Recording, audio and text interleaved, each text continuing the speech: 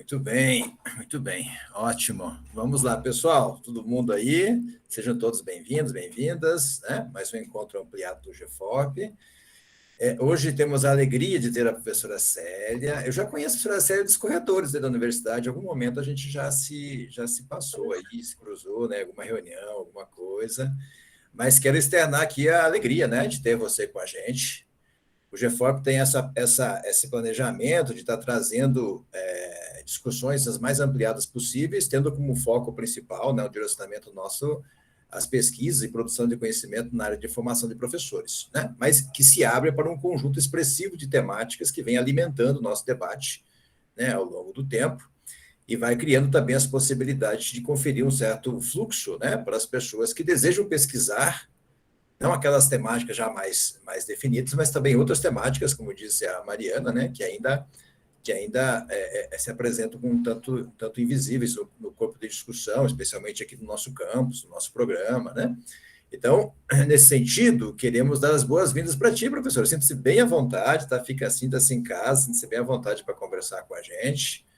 Nós temos aqui sempre uma proposição, né? A cada 15 dias a gente se encontra, e quando nós conseguimos trazer temáticas assim, a gente sempre tem essa metodologia, né, por hora, até o momento que a gente altere ela, mas a ideia é de que tem uma temática, um texto inicial que a gente lê, né, o pessoal lê, ao ler esse texto já vem com uma certa provocação para o debate, a professora pode fazer o uso da palavra durante 30, 40 minutos, né, for necessário, e aí abrimos um espacinho para que, de posse da sua fala e do texto que o pessoal leu, possamos também fomentar o debate, discussões, perguntas, enfim, essas questões todas que são inerentes aí ao processo de formação, tá bom? Nós temos uma preocupação de horário também, no sentido que o nosso horário sempre encaixa um pouquinho ali com o pessoal saindo do trabalho, porque tem muita gente que participa do grupo que são trabalhadores, né? E antes de entrar na nova jornada, né? Quem é professor, quem é estudante, geralmente lá pelas 19, né? 18h30, 19, entra na jornada de estudo, de trabalho em relação à educação. Então, nossa preocupação também sempre é mais ou menos ficar aqui dentro de 1h30, 1h40, para que as pessoas possam também participar. Mas, enfim, feito isso, lhe dou as boas-vindas, seja bem-vinda, né? Sinta-se bem à vontade, bem em casa aí com a gente.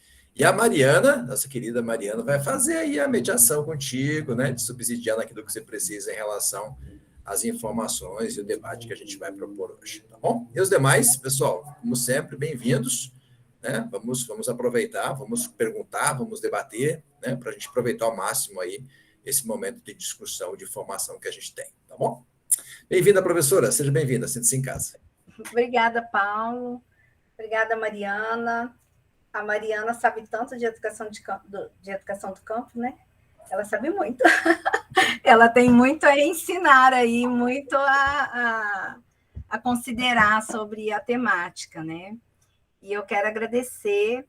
Eu acho que todos os momentos são educativos, são de troca, né? São de possibilidades de ampliação, né? Das ideias e das possibilidades de pensar a formação de professores. Então, eu atuo na licenciatura em Educação do Campo, da UFMS. Desde 2017, eu estou na pós-graduação, então, já com algumas pesquisas, né, em andamento, Mariana participou de uma delas, em banca, um tempo desses. Então, a gente tem tentado, né, trazer mais discussões para o campo, né, da formação de professores, tendo em vista a discussão de educação do campo. E de escolas do campo, né? Que não dá para pensar essas coisas apartadas, né? Então, o meu grupo de pesquisa, na verdade, ele é amplo, né? Eu discuto formação de forma geral, e alguns alunos com temáticas voltadas à educação do campo, principalmente formação de professores, inclusive egressos, né? Da nossa licenciatura também têm vivenciado essa possibilidade da pós-graduação. Bom, falar de formação de professores para a educação do campo, para atuar nas escolas do campo, não tem como, né, se desligar da questão mais ampla da formação de professores. Então, organizei a minha fala em 3 momentos, né? Tratar um pouquinho da formação de forma geral, da formação específica, né, para a educação do campo, e no terceiro momento falar sobre a nossa licenciatura, né, e como ela tem se organizado, tendo em vista a formação de professores para as escolas do campo. Bom, como o Paulo já trabalha com formação e vocês estão no grupo de formação, nós sabemos que é um tema complexo, né? Trabalhar a formação de professores, pensar a formação de professores hoje é um tema complexo, porque a formação de professores é um campo em disputa, né? É um campo em disputa e hoje com concepções muito conservadoras, né? Então, nós estamos aí esbarrando em pensar a formação, tendo em vista as políticas, né, que estão sendo implementadas, que já foram implementadas, de forma muito conservadora. Então, eu entendo que o primeiro ponto para pensar a formação de professores é pensar 3 questões importantes, né? Qual é a concepção de homem, no sentido de ser humano, né? Qual é a concepção de sociedade e qual é a concepção de educação. Então, para mim, são 3 pontos assim essenciais para pensar a formação de professores. E aí eu penso que cabe algumas indagações, né, de forma geral. O que é educação, né, acho que é o primeiro ponto para pensar, que sujeitos nós estamos formando, né, que sujeitos são esses que estão em formação, que projeto de sociedade, né, nós queremos, qual é o lugar, né, dos professores no processo de formação e que projeto de escola nós almejamos, né? Então, eu penso que esses pontos são importantes para pensar a formação em qualquer âmbito, né? Não só voltado para a educação do campo. E por que é um campo em disputa, né? Porque nós temos hoje, eu acho que 2 pontos, nós temos muitos, mas eu penso que 2 pontos hoje são muito essenciais quando nós discutimos formação de professores. Primeiro que nós temos um campo de disputa empresarial, né? Nós sabemos que a formação de professores ela está sendo vista, né, dentro de uma condição empresarial, dentro do setor privado, e, no segundo momento, a formação vista à distância, né, uma formação à distância, que não é nada contra a educação à distância, né, porque nós temos cursos de educação à distância muito bons, assim como nós temos na Universidade Federal, mas nós sabemos que a maioria dos cursos hoje, eles são aligerados, né, são à distância mesmo, a perder de vista a distância, né, que o sujeito, como autodidata, né, que não precisa de muito, porque de forma rápida, né, ele consegue o diploma. Então, eu penso que essas 2 questões, né, coloca, né, a formação de professores num campo de disputa e num campo de disputa cruel, né, no sentido de pensar a escola, de pensar esse sujeito que está sendo formado e de pensar a própria qualidade, né, da escola, e principalmente da escola pública, né.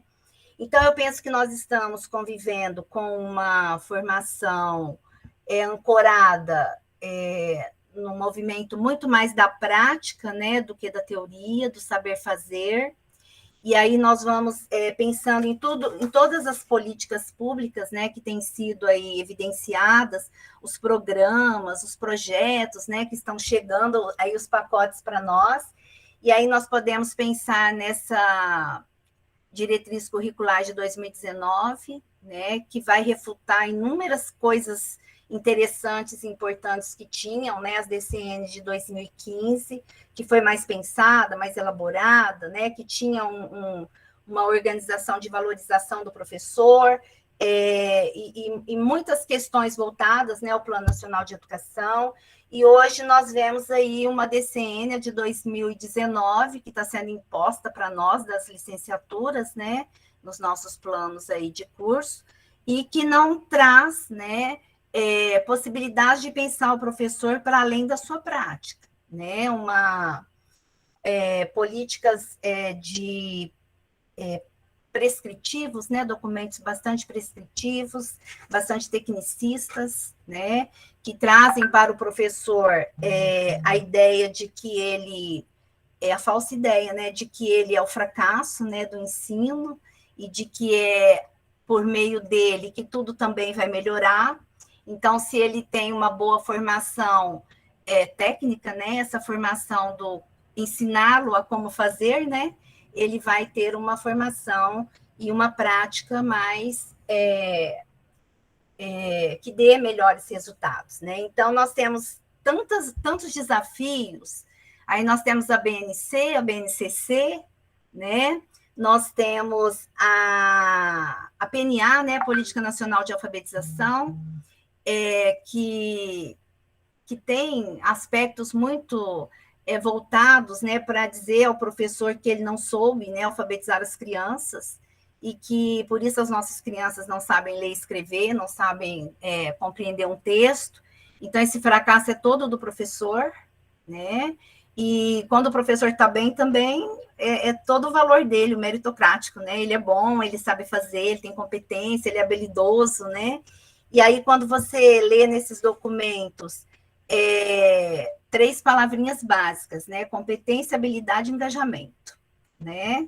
E aí você entende que o que se espera dos professores hoje é cada vez mais um professor com técnica, né? De saber fazer uma boa aula, né? Mas para isso ele não precisa de tanto arcabouço teórico, né? Ele precisa aprender a fazer bem isso e isso a gente tem visto, né, nos programas que tem vindo para os professores, né, o Tempo de Aprender, por exemplo, né, um programa de formação que ensina para o professor como ele faz, né? E cada vez mais a desvalorização, porque nós temos aí as escolas modelo cívico-militarizadas, né, que são escolas que, de certa forma, vão dizer que o professor não dá conta da disciplina, né, que ele não dá conta de colocar os alunos em ordem, e a ensinar, né, o professor a como conduzir, né, essa sala de aula. As escolas domiciliares, né, porque as famílias podem, né, ensinar seus filhos, então os professores também vão ter aí um peso, né, de que eles não dão conta sozinhos, e aí inúmeras situações que vão chegando, né, hoje, para pensar a formação dos professores, e por isso a complexidade dessa formação. Então, nós temos aí um professor desvalorizado, um professor com formação inicial e continuada, com precarização, né, em todos os sentidos. Nós temos problemas com carreira, com salários, com condições e com adoecimento, né? As pesquisas têm mostrado o adoecimento dos professores, não só do ensino superior, mas da educação básica, né, em todos os segmentos. Então, penso que todas essas questões, elas avançam também, né, para pensar a educação do campo, uma vez que a educação do campo não tem diretrizes próprias para a formação dos professores, né? Então, nós não temos uma diretriz própria, né, que nos possibilita a organização da licenciatura. Então, nós temos que seguir essas diretrizes, né, essas políticas que são implementadas, porque o que nós temos é uma diretriz para a educação básica, né, de 2002, as diretrizes operacionais para a educação do campo, e temos algumas resoluções e alguns pareceres sobre a alternância, né, que é o regime pelo qual as licenciaturas são organizadas, né, as licenciaturas em educação do campo. Então, todas essas questões, assim, que eu trouxe algumas, mas tem muito mais, né, os professores aí que trabalham com políticas públicas, né, sabem que tem muito mais coisa por aí, e também já prontas e já, né, instauradas aí nesse movimento, nós sabemos que tudo isso também vai, né, adentrar a licenciatura em educação do campo, porque ela não está isenta, né, de todas essas questões. Mas a licenciatura em educação do campo, a formação, eu acho que nós poderíamos dizer que é uma formação jovem, assim, a licenciatura é jovem, né? Porque nós tivemos, em 97, 98, uma experiência piloto com as licenciaturas, na forma de pensar esse movimento das licenciaturas, mas elas só vieram mesmo para as universidades com o edital de 2012, e foram implementadas em 2013 e na Universidade Federal em 2014, que é o curso que eu e Mariana entramos. Então, a educação do campo, ela ainda é um conceito jovem, né? A Roseli Caldar vai dizer que nós ainda temos muito para construir, mas que um conceito nós já temos formado, né? Que a educação do campo é diferente da educação do campo, né? A educação do campo, ela vai atingir um território mais amplo, né? De possibilidades, e quando nós falamos de território, não é qualquer palavra, né, só que traz o sentido geográfico, né, mas é o sentido do projeto de vida dos camponeses, do trabalho que se dá, né, na vida desse camponês, dos seus filhos, da classe trabalhadora que está no campo. Né? Então, o território abrange todo um processo, né, e um projeto, né, de vida dessas pessoas que estão no campo. Então, dizer que a educação é do campo é dizer que é uma educação para essa classe trabalhadora, para os seus filhos, né, tendo em vista a escola, não só como lugar de apropriação dos alunos para aprender, mas também, né, para construir dentro dessa escola um lugar também de possibilidade de luta, né, junto com a classe trabalhadora do campo. Então, a educação do campo, ela abrange todo esse território, todos os aspectos, né, de vida, de educação e de trabalho dessa população. E a educação no campo é a escola que está ali, né, para oferecer a escolarização para esses filhos dos trabalhadores, sem essa preocupação de abranger, né, tudo que diz respeito à história, à identidade, à cultura, né, desse espaço onde estão inseridos essas crianças e esses jovens aí, filhos da classe trabalhadora, né, do camponês. Então, essa formação de professores, ela foi silenciada por muitas décadas, né? Nós tivemos aí um silenciamento, primeiro porque nós tínhamos a escola rural, a educação rural, e essa escola, ela era criada na condição de produzir mão de obra, né? Dentro do meio rural, eram professores leigos, né? Não havia uma preocupação com a formação dos professores, então qualquer professor poderia estar ali, qualquer pessoa poderia trabalhar com essas crianças, e aí nós temos até um pensamento do Arroio, né, do Miguel Arroio, que ele vai dizer que para essa população rural, qualquer escolinha, né, com a tia servia, né, porque não tinha preocupação de realmente ter uma escola com sentido, né, de humanização, com sentido de escola, né, para o desenvolvimento humano e social dessas crianças e desses jovens. Então, a escola rural perdurou por décadas no país, e foi só em 98 que nós tivemos a primeira conferência, né, da educação do campo, que aconteceu em Lusiânia, e que não foi um movimento advindo do Estado, né, das políticas públicas, mas foi um movimento do campo, né, um movimento social, um movimento dos trabalhadores, né, o próprio movimento do campo, né, dos trabalhadores, do MST, que tinham ali um sentido de luta, porque a luta não era só, né, pela terra, só pela moradia, mas era também por educação, e uma educação que pudesse romper, né, com essa ideia de educação rural, né, com essa ideia de que qualquer pessoa poderia estar ali para trabalhar com as crianças, para fazer o trabalho de base nas escolas, né, e romper com esse ideário, né, de escola para produzir mão de obra. Né? Então, esse movimento ele tem uma importância grande para nós da educação do campo, porque é ali que se debate e discute, né, a educação básica do campo, a possibilidade das escolas, não de qualquer escola, né, mas de uma escola que atenda às necessidades da população, que reconheça, né, o trabalho do camponês, que reconheça essa luta pela terra, que compreenda, né, a questão da reforma agrária, e que compreenda, né, que esse espaço onde a escola está inserida é um espaço de formação para além, né, da formação dos conhecimentos científicos, dos conhecimentos escolares. Nós sabemos que essa é a função da escola, né? fazer com que o sujeito que está ali se aproprie dos conhecimentos científicos, né, por meio dos conteúdos escolares, mas que, junto com isso, também ele se aproprie da história, né, de luta daquele lugar, da história de luta daquele assentamento, daquele acampamento, daquele espaço, né, onde a escola está inserida, que a história, né, de ocupação daqueles lugares, de onde a escola foi construída, faça parte, né, dessa construção, desse desenvolvimento e dessa educação. Então, essa formação não é qualquer formação, né? Então, o primeiro ponto de discussão é a escola, né? A escola para essas crianças. E o segundo ponto, quem são os professores, né, para estarem nessas escolas. Então, esses professores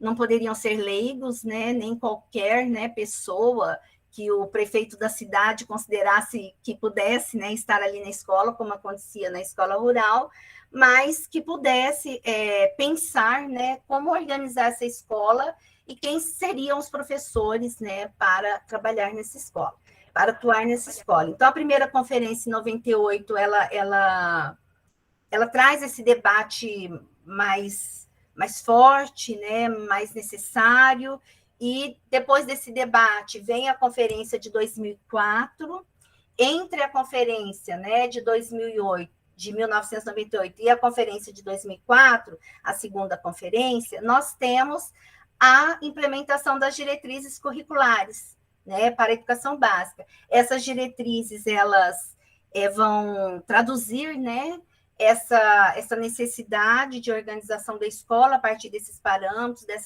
desses ideários, né, da classe trabalhadora, dessa organização da própria construção terra e trabalho e educação, né, que são pilares essenciais, né, para pensar a escola do campo e a formação dos professores.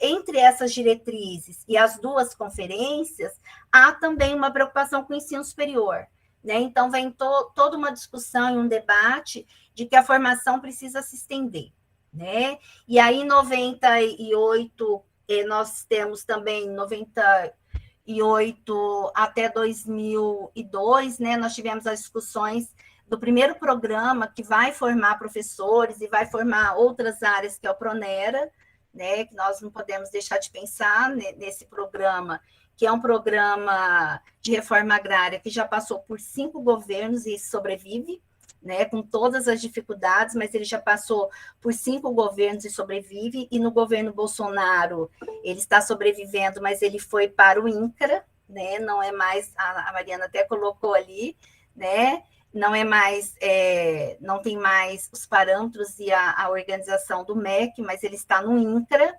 E eu tenho uma aluna fazendo uma pesquisa sobre o Pronera, e nós temos lido bastante, e ela é do INCRA, né? E nós temos visto a dificuldade dos recursos, a escassez dos recursos, né? E o quase fechamento do programa. Então, ele está sobrevivendo, assim, com muitas dificuldades, mas é um programa que forma diferentes áreas e também, né, forma professores, e que tem traduzido, né, as dificuldades que nós estamos vivendo hoje em relação às políticas públicas e aos recursos, né, para essa possibilidade de formação.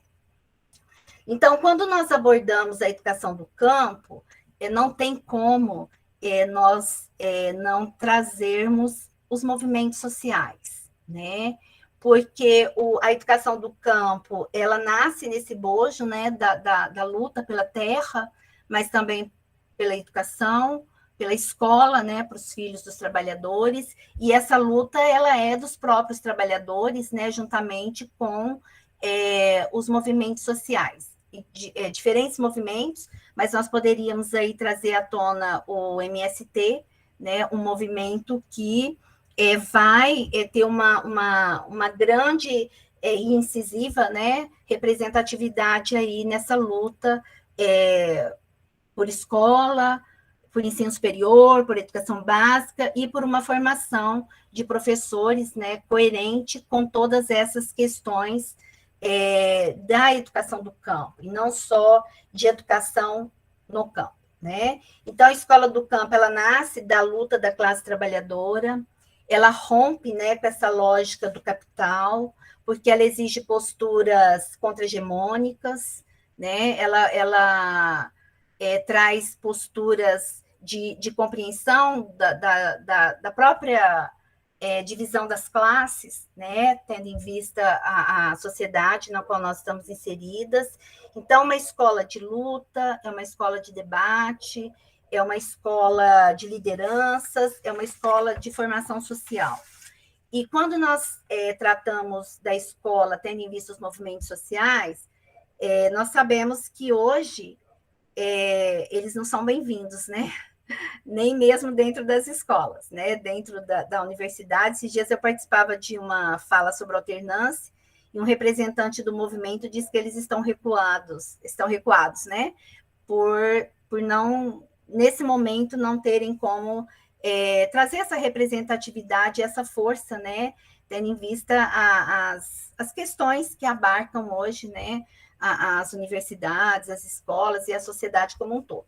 Mas nós não podemos deixar de compreender, né, o vínculo que o movimento social tem dentro, né, dessa organização e dessa formação da escola do campo por meio das suas lideranças, né? Então, quando nós pensamos a escola do campo, e aí nós temos que pensar a formação de professores também por esse viés, é pensar essa organização, né, que se dá dentro dos próprios movimentos, né, da liderança, da busca, né, da luta, das contradições e das tensões que vão na contramão dessa sociedade, né, que nós temos. Então, nós temos muito que abarcar, né, dos movimentos sociais quando nós falamos de educação do campo. Então, é impossível tratar a educação do campo sem articular com os movimentos sociais, né? E todos eles, né? Que nós temos muitos movimentos, né? E a segunda conferência, nós tivemos um movimento próprio, né, um movimento de educação do campo, que traz inúmeras discussões e debates, e para além, né, da educação básica, debate a formação de nível superior, e aí nós temos, então, para vocês verem como tudo é tão moroso, né? Se nós tivemos uma conferência em 98, nós só tivemos em 2012, né, um edital para as universidades, para que elas pudessem, né, trazer as licenciaturas, né, em educação do campo para o seu interior. Então, tudo é muito demorado no sentido da própria condição, né, da educação do campo, né, do compromisso social e do não compromisso que a sociedade tem, né, com essa população e, por conseguinte, com essa formação. Então, a formação de professores, ela não é uma formação que tem origem, né, na disposição política de Estado, né, ela tem uma origem já nesse movimento, né, das conferências, dos debates, dos encontros, de outros encontros, como o Enera e tantos outros aí que foram fomentando, né, e que foram debatendo questões para que hoje nós pudéssemos ter, de fato, uma formação para professores atuarem em escolas do campo. A educação, então, nesse sentido, de pensar a educação do campo, né, é uma educação pensada para a população do campo, com todo o seu histórico, né? Então, a formação dos professores não pode ser uma formação genérica, né? Uma formação igual. Muitas vezes nós ouvimos na universidade por que não coloca os alunos todos na pedagogia, né? Um curso só, tudo é genérico, tudo é formação de professores, mas nós temos inúmeras especificidades que eu vou trazer, né? Que não são, né, para qualquer formação, né? Então, nós temos uma formação, uma licenciatura, como o curso de pedagogia, que é o que mais, né, as pessoas têm dito para que pudesse articular e unir, mas nós temos especificidades, né, que são próprias da educação do campo, de acordo com todo esse debate, né, com todo esse objeto, né, de formação, que não é, né, genérico e que não pode ser como tantos outros. Então, nós temos especificidades, né, na formação de professores que não podem, né, e que não podem deixar de serem calcadas no histórico, né, da luta dos camponeses por terra, por vida, né, por luta, né, e por projeto de sociedade, né? Então, não dá para pensar a formação de professores em nenhum sentido, e principalmente a educação do campo, sem pensar que sujeito nós estamos formando, que sujeitos nós queremos formar, que escola nós queremos construir, né?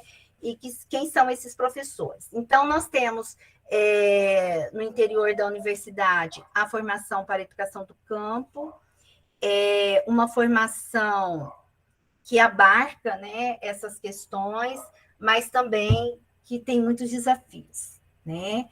Por que nós temos muitos desafios? Porque como nós não temos as diretrizes, e nós temos, então, todo esse arcabouço político aí para vencer na própria licenciatura, para construir o projeto de curso, para pensar a formação. Então, nós não escapamos da BNC, não escapamos da BNCC, né? E quando eu falo de formação em geral, eu já refuto toda essa ideia tecnicista, né, de caráter tecnicista. Então, imagina quando nós falamos de educação do campo, né? Isso vai, assim, completamente na contramão daquilo que nós acreditamos e que nós queremos, né, para a formação dos nossos acadêmicos, futuros professores nas escolas do campo. Então, entendo que o nosso compromisso é o compromisso com a população campesina, né, com a população advinda, né, dessas lutas sociais, dessa luta em relação à reforma agrária, dessa luta por ter um lugar, né, para viver com a sua família e trabalhar. Então, nós acreditamos nesse tripé, né, trabalho, escola, né, e educação. E então tudo isso tem que ser considerado quando nós pensamos no projeto de formação dos professores. E que projeto é esse, né? O projeto de formação de professores para a educação do campo, ele abarca uma formação específica, uma formação que busca, né, trazer os professores ao entendimento, né, do seu compromisso social com essa escola e fazer esse desenho, né, de toda essa estrutura de debate e de discussão advindas desses movimentos, né, e dessas conferências, para que a gente compreenda que nós ainda não conseguimos abarcar de fato uma formação, né, consolidada e que possa reverberar isso nas escolas, né? Então, nós temos uma formação de professores calcada para as escolas do campo, inserida na luta dos movimentos sociais, marcada pela presença dos sujeitos do campo. Então, isso é uma especificidade, né? E aí eu penso que algumas perguntas são importantes, né? Onde, em que processos formadores esses sujeitos constroem seus conhecimentos, né? Quais são seus valores, sua cultura, sua identidade, né? E quando nós estamos tratando da cultura, da identidade, dos valores, nós não estamos deixando de pensar na teoria e prática dentro dos cursos de formação, né? Nós entendemos que não existe esse desvincular, né, teoria e prática, isso é indissociável, né, e nós somos bastante acusados disso, né, na formação de professores para a educação do campo, de que nós pensamos mais nas práticas, né, do que na teoria, por conta do regime de alternância, né, que eu vou explicar um pouquinho para vocês como funciona. Então, o primeiro ponto é entender, né, a educação do campo, a educação no campo, e entender que não é uma formação genérica, mas é uma formação com bastante especificidades, né? Então, nós temos hoje uma licenciatura dentro da Universidade Federal, nós temos também na UFGD, né? Então, nós temos 2 licenciaturas aqui no estado, e em 47 universidades, né, no Brasil, em diferentes regiões, e essas universidades, elas foram selecionadas, né, no ano de 2012 por um edital da CECADI, e esse edital, ele tinha um bom recurso, né, muito recurso, né? E então encheu os olhos da universidade, porque tinha um grande recurso, tinha a possibilidade de concurso para 15 docentes e para 3 técnicos, né? Então, esse edital, ele encheu os olhos da universidade, mas, mesmo assim, ainda foi uma luta, né, para que a licenciatura pudesse adentrar, né, a universidade de fato. Tanto que a seleção foi em 2012, durante todo o ano de 2013 houve uma luta travada dentro da universidade para tramitar a documentação e para que o recurso viesse, enfim, e o curso realmente, né, aconteceu em 2014. O que esse curso ele aponta? Primeiro, ele tem uma política que é o Procampo, né, que é uma política de formação de professores para a educação do campo, que traz algumas, que nos conduz, né, para algumas questões importantes para ter uma licenciatura.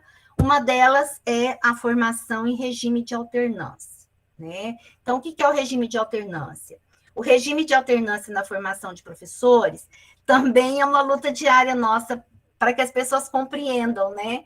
Que a alternância não é um movimento em que, ora, o aluno está na universidade fazendo estudos e questões teóricas, e depois ele vai lá para o campo e faz a prática, né? Mais ou menos isso que as pessoas pensam, né? Ou que vai fazer as tarefas, né? Ou que porque não faz a distância, né? Que seria mais interessante. A alternância, primeiro ponto, ela não é educação à distância, ela não é ensino à distância, enfim, né?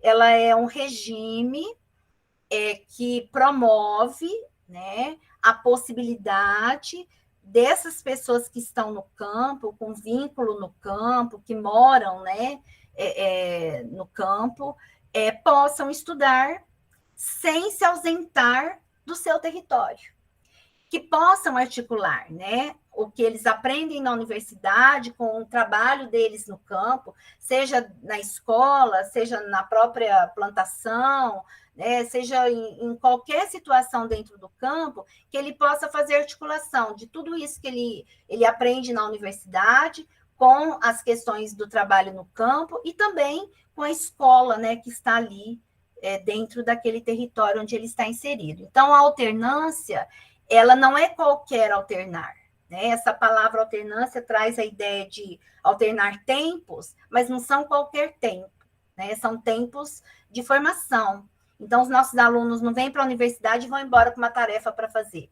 Todas as atividades que saem da universidade, né, elas vão para a comunidade e reverbera para a comunidade, né? Então, eles podem fazer atividades nas associações, atividades na escola, né, e em todas as situações e condições que tem na comunidade. Então, claro, principalmente nós olhamos muito para a escola, mas também para tudo que tem dentro da comunidade, né? Se tem um comércio local, se tem uma associação, porque a ideia é articular essa formação a esse espaço, né? Senão não fazia sentido, não teria sentido o aluno ter um regime de alternância, né? Então, ele vem para cá, ele faz aula e depois ele vai para lá e fica fazendo as tarefinhas. Então, esse não é o sentido da alternância, né? Então, a alternância, ela visa uma formação sincronizada, né? Uma formação articulada e uma formação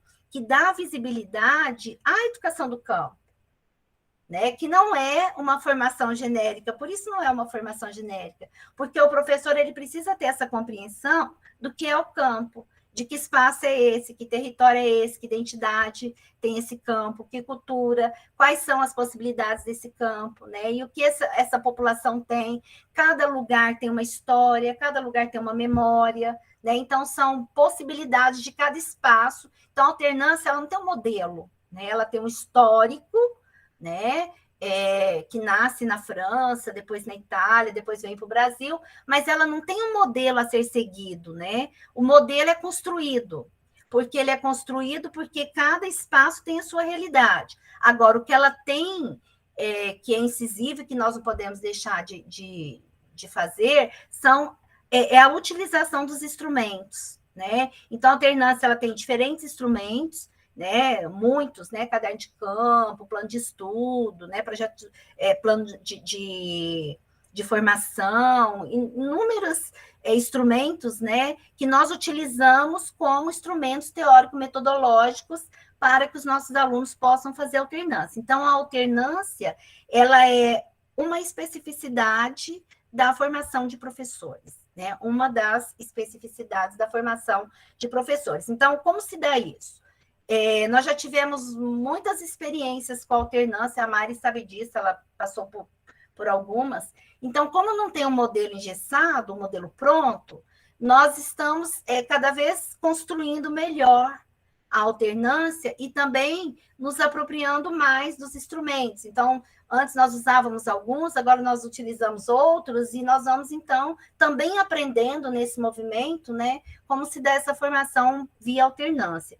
Então, nós temos boas experiências hoje já no curso com esse movimento da alternância, porque o aluno vem para a universidade, mas nós também vamos para as comunidades, né? Então, nós vamos às comunidades, nós fazemos um reconhecimento dessas comunidades, um reconhecimento das famílias, um reconhecimento do local como um todo, né? O que se produz, que trabalho que tem ali, como vivem essas famílias, como foi a história daquele espaço, a ocupação, como que a escola foi construída. Então, tem todo um reconhecimento nosso, né? Em relação à escola, à comunidade, e esse reconhecimento é que possibilita, né, os nossos alunos e nós, professores, entendermos a dimensão dessa especificidade de formação via educação do campo, né? Então, a alternância, ela tanto promove o nosso encontro com a comunidade, como da comunidade com a universidade, né? Então, é um movimento, né, de reconhecimento e de conhecimento desse espaço, e que, então, o aluno faz essa articulação. Os conhecimentos, né, que ele vai adquirindo dentro da sala de aula, com os textos que vai lendo, com as atividades que são realizadas, e esse movimento do campo, o trabalho que se realiza, a organização pedagógica da escola, né, e toda uma história, uma memória. Eu trabalho hoje na alternância no Quilombo Furnas do Dionísio, né, há 2 anos já, e trabalho com um professor que a Mariana conhece, que é o professor Lorival, que trabalha com história oral. E o professor tem assim, nos enriquecido com as entrevistas, né, que são feitas com as pessoas da comunidade. Os nossos alunos têm utilizado dessas entrevistas para trabalhar em linguagens e códigos, né, com gêneros textuais. Enfim, é um trabalho mesmo de envolvimento, né, entre universidade e comunidade. Então, nós temos os 2 tempos: tempo comunidade e tempo universidade. Nas escolas famílias agrícolas, que também trabalham por alternância, eles chamam de tempo escola, né? E nós, então, chamamos de tempo universidade. E esse tempo universidade, ele abrange as áreas, porque a formação de professores na licenciatura em Educação do Campo, ela abrange o ensino fundamental, anos finais e ensino médio. Por quê? Né? Nós sabemos que há uma carência, né, também em educação básica e educação infantil, há uma necessidade também de formar professores para esses segmentos, mas como vocês viram no início, né, o debate, a discussão, tudo é muito jovem ainda, então o primeiro levantamento que foi feito é que era necessário abranger, na maioria das regiões do Brasil, o ensino médio e os anos finais, porque os meninos estão aí já jovens, já em fase, né, inclusive de deixar o campo, né, de terminar o ensino médio e de deixar o campo. Nós sabemos que há um envelhecimento do campo hoje, e isso não significa que nós queremos fixar os meninos lá no campo, não é isso, né, que é uma discussão também que nós temos feito bastante, mas é possibilitar que ele se reconheça nesse espaço, e que, ao se formar, sair do campo, ele possa reverberar tudo isso, né, de retorno ao campo também, como forma de melhoria desse espaço. Então, não é fixar e fazer o jovem morar para todo e sempre lá, né? E, então, a nossa licenciatura, ela forma para os 2 segmentos. No primeiro projeto que nós tínhamos, né, que foi entrada em 2014, nós tínhamos 3 áreas de conhecimento, a ênfase de formação. Então, nós tínhamos formação em ciências humanas, matemática e linguagens e códigos. Com a reformulação do PPC em 2018, houve uma padronização dentro da universidade, houve algumas mudanças e exigências, e nós não tivemos aí, né, condições de ir além, porque em 2018, acho que a Mari ainda estava na licenciatura, não, né, estava na transição. Nós tivemos a possibilidade, né, de fechamento do curso, né? A universidade, ela pensou no fechamento do curso em 2018, e foi em 2018 que nós tivemos a entrada dos movimentos sociais, a ocupação da reitoria, e a luta dos movimentos sociais fez com que o curso permanecesse na universidade como nós temos até hoje, e com turmas já formadas e com egressos já atuando em escolas do campo. Então, em 2018, nós não fechamos o curso, mas houve uma exigência de modificação. E uma delas, infelizmente, foi tirar a área de ciências humanas, né? E, bom, não vou nem dizer por quê, né? Mas tiramos aí a área de ciências humanas e ficamos com a área de matemática, linguagens e códigos. Então, hoje nós temos a formação para professores do ensino fundamental, anos finais, ensino médio, com ênfase em linguagem e ou matemática. Então, os alunos, eles escolhem, né? Os que querem se formar em matemática, os que querem se formar em linguagem. Porém, essa formação mais ampla, né, da educação do campo, das políticas e de tudo isso aqui que eu estou trazendo resumidamente para vocês, todos vão ter acesso, né, na formação. E nós também não fazemos, né, essas gavetinhas assim. Então, agora só com a matemática, agora só com a linguagem. Quando nós vamos para o tempo comunidade, não existe gavetinhas, não, né? Matemática junto com linguagem, o trabalho é realizado em sincronia. Por quê? Porque não existe um pensamento fragmentado, né, para pensar a educação do campo. Eu penso esse histórico, essa possibilidade, essa cultura e essa identidade de forma geral. Eu não penso na matemática, eu não penso na linguagem, eu penso de forma ampla, né? E depois isso vai sendo, né, conduzido nas ênfases, né, das duas áreas que a licenciatura oferece. Então, o primeiro ponto da licenciatura é o regime em alternância, né, que é esse movimento, né, de tempo comunidade e tempo universidade. Uma segunda especificidade é que os professores, eles são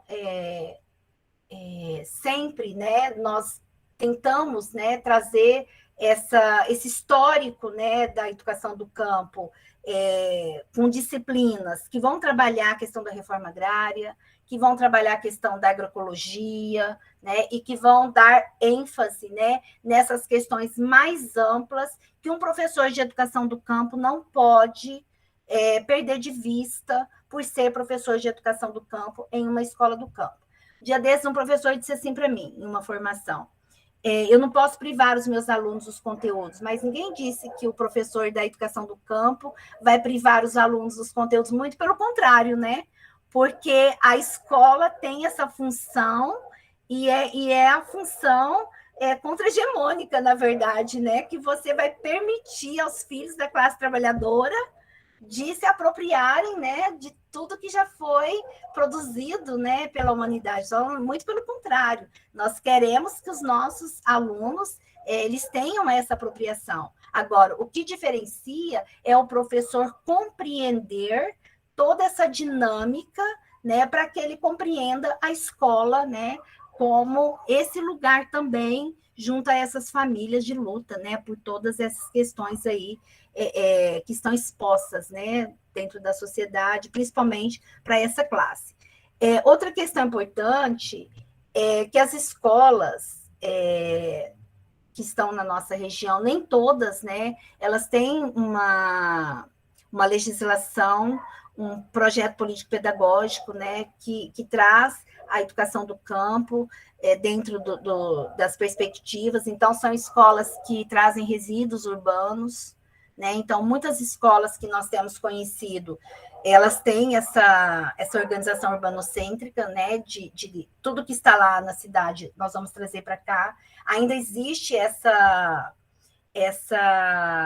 situação de olhar o campo como atraso, então a escola também, né, é um espaço de atraso, então por que não trazer aquilo de melhor, né, para dentro da escola? Então nós temos muitos professores excelentes, né, em formação em diferentes áreas, mas que não têm essa concepção mais ampla e mais abrangente sobre esses aspectos que vão fazer, né, diferença quando o professor vai para a escola do campo e quando ele trabalha linguagens, quando ele trabalha matemática, né? Então, não é dizer que o quilo da mandioca, né, porque tem a mandioca plantada lá, né? Não é isso que faz a formação ser diferenciada, né? O que faz a formação ser diferenciada é uma formação política mesmo do professor. Né, uma formação política no sentido de fazê-lo compreender, né, que lugar é esse, que espaço é esse. Né?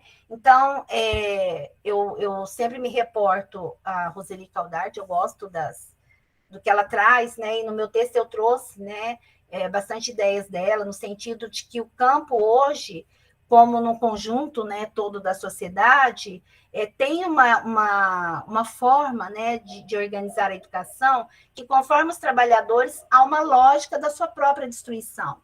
Né? Então, quando você ouve um trabalhador dizer que a escola é ruim, que ele quer que o filho dele saia de lá para a cidade, é porque ele está conformado, né? Que aquele espaço ali não é o melhor, que aquele lugar que ele produz trabalho, que ele produz vida, que ele cria, que ele, né, tem a família dele, não é aquele espaço, né, melhor para os seus filhos. Então, o próprio trabalhador já se conforma, né, com essa dominação e com essa destruição, né, como classe trabalhadora. Então, é importante pensar, né, que a educação do campo, dentro dessa perspectiva, os professores, né, que estão sendo formados, né, dentro dessa licenciatura, eles vão compreender, né, melhor essas condições, eles vão compreender mais o que é, né, e como se dá essa organização da educação do campo para atuar nas escolas do campo. Né? Então, a nossa formação específica para essa atuação é tentar fazer com que esses futuros professores, né, esses sujeitos em formação, compreendam, né, que essas escolas, elas precisam reconhecer que a realidade ela é tensa, né, e que não é cidade, que é campo, que tem outras, que tem uma outra composição, uma outra configuração, né, e que essa configuração ela não é menos, ela não não tem menos progresso, menos possibilidades, muito pelo contrário. Né? Há uma riqueza ali de situações, uma riqueza de fatos, né, que possibilita a essa escola ser uma escola de qualidade, né, com ensino e propiciando a qualidade na formação dessas crianças e desses jovens, né? Então, entendo que a formação de professores não pode ser genérica, porque ela implica uma formação densa, não é menos densa, porque né, para a escola do campo. É necessário ampliar, né, o debate com esses professores, com esses futuros professores, para que eles compreendam que esse espaço é um espaço do campo, é um espaço do trabalho, não é um espaço urbano. Também compreender que não é lugar de atraso, ao contrário, mas que nós temos, por exemplo, vou dar um exemplo, né? Nós temos nos deparado nas escolas com a utilização do material didático não didático, mas que os professores utilizam como material didático do agrinho, né? E nós sabemos que hoje um grande movimento do agronegócio, ele interpõe, né, dentro do campo, e ele é um fator também decisivo, né, para a destruição da própria classe, né, trabalhadora do campo, porque incide na própria produção desses trabalhadores, né? Muitos alunos nossos deixaram de fazer a licenciatura porque foram trabalhar, né, com as exigências do agronegócio que não davam tempo para eles e exigiam demais, né, o tempo de trabalho. E assim, a própria questão que eu dizia antes, né, do setor privado, na entrada dentro das instituições escolares. Então, quando nós vamos às escolas, nós nos deparamos com os professores utilizando o agrinho, né, o material do agrinho. E o que o material do agrinho vai produzir dentro da escola? Que é bom ser empreendedor, né, e que o campo não vai possibilitar isso, a não ser que seja pelo agronegócio, né? E quem são os poderosos do agronegócio, né? Não são os filhos da classe trabalhadora. Então, é uma forma também, né, de negar, né, tudo aquilo que é construído da produção das famílias, da agricultura familiar, né, de tudo aquilo que é produzido dentro desse território, dentro desse espaço, mas que as escolas, elas aderem, né?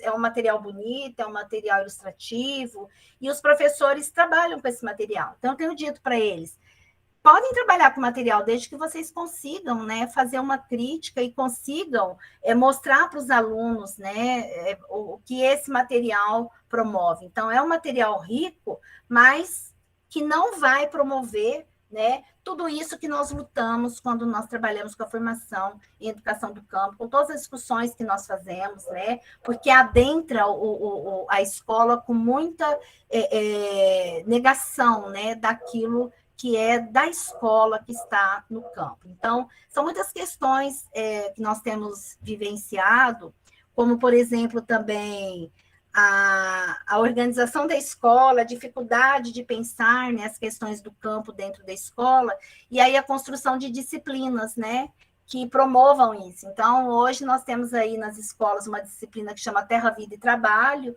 a TVT, que é uma disciplina que o professor, quando não consegue preencher a carga horária, né, pode ser de filosofia, de artes, de história, ele então preenche, né, com a disciplina Terra, Vida e Trabalho, e ele faz horta com as crianças, né? Então faz uma horta, a horta fica linda, as crianças levam alface para casa, né? E o que significa isso, né? Uma disciplina que poderia fomentar as discussões, né, do campo, da terra, do trabalho, da produção, né, são negadas porque o professor não tem essa condição, não compreende isso, então aproveita a disciplina para concluir a carga horária, e as crianças, né, vão lá e plantam, furam um buraco, e suam a camisa, e molham aquilo todo dia e levam alface para casa. E não tem nenhuma discussão, né, muito mais ampla do que poderia ser essa disciplina. Então, são vários fatores, né,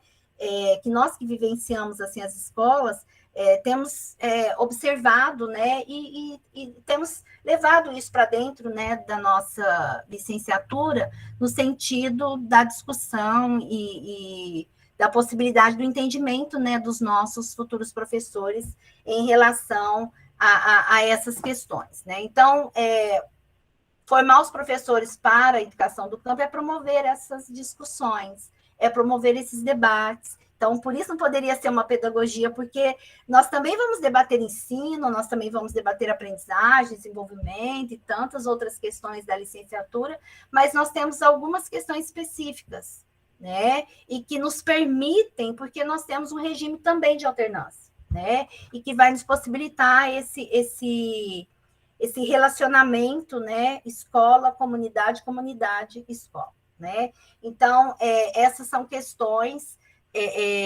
importantes ao pensar a formação de professores como fortalecimento, né, da identidade histórica tecida na resistência de luta, né, desses trabalhadores, mas também na luta dos movimentos sociais, né? Então não basta defender a educação, né? Não basta defender a educação também como algo genérico, né?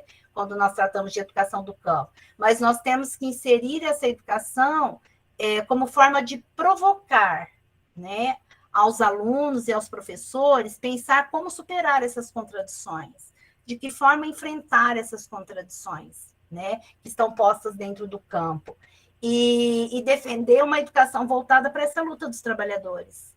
Né? Então, não basta ter uma escola no campo, eu preciso de uma escola do campo que esteja articulada essa luta. Né? Então, não há defesa de uma escola isolada, porque nós também somos, né, muitas vezes, renegados, né, a isolamento da escola. Não, vocês isolam a escola do campo como diferente. Não é um isolamento, né? Nós, ao contrário, nós estamos colocando a escola no bojo das contradições, né, da sociedade capitalista. Muito pelo contrário, né?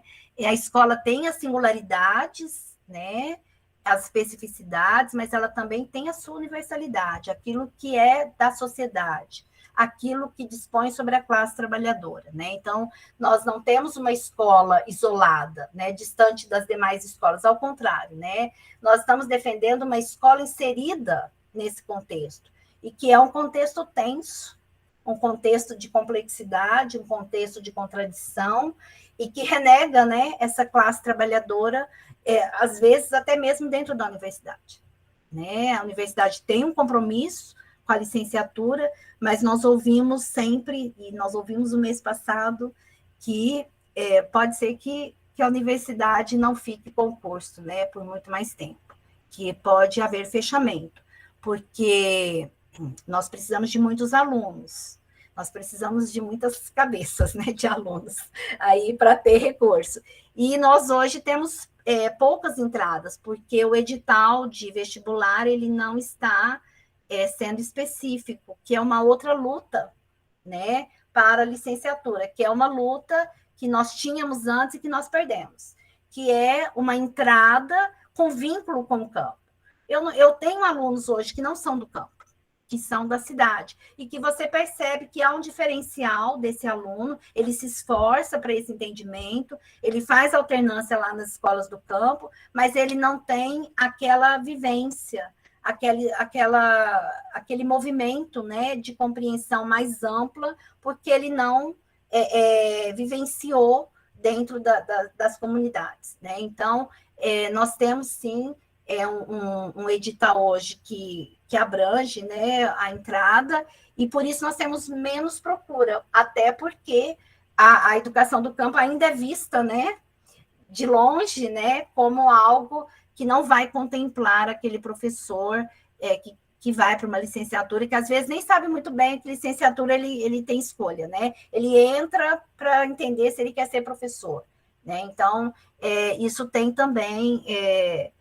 não tem permitido, né, a entrada de tantos estudantes na licenciatura. Então, a licenciatura em Educação do Campo, ela é uma licenciatura em modalidade presencial, mas em regime de alternância. Né? Então, ela não é à distância, ela é presencial, com modalidade em alternância, e ela vai atender, de preferência, né, aqueles que têm vínculo com o campo.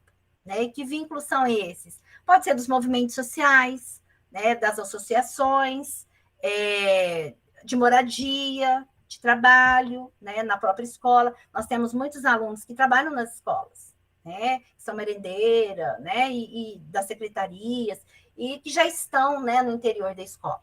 Então, essa ideia de formação voltada para quem está no campo é uma especificidade, mas que hoje nós não estamos conseguindo concluir, né, tendo em vista o vestibular e a forma como se dá hoje. Então, é uma licenciatura jovem também, né, uma licenciatura que sofreu várias interposições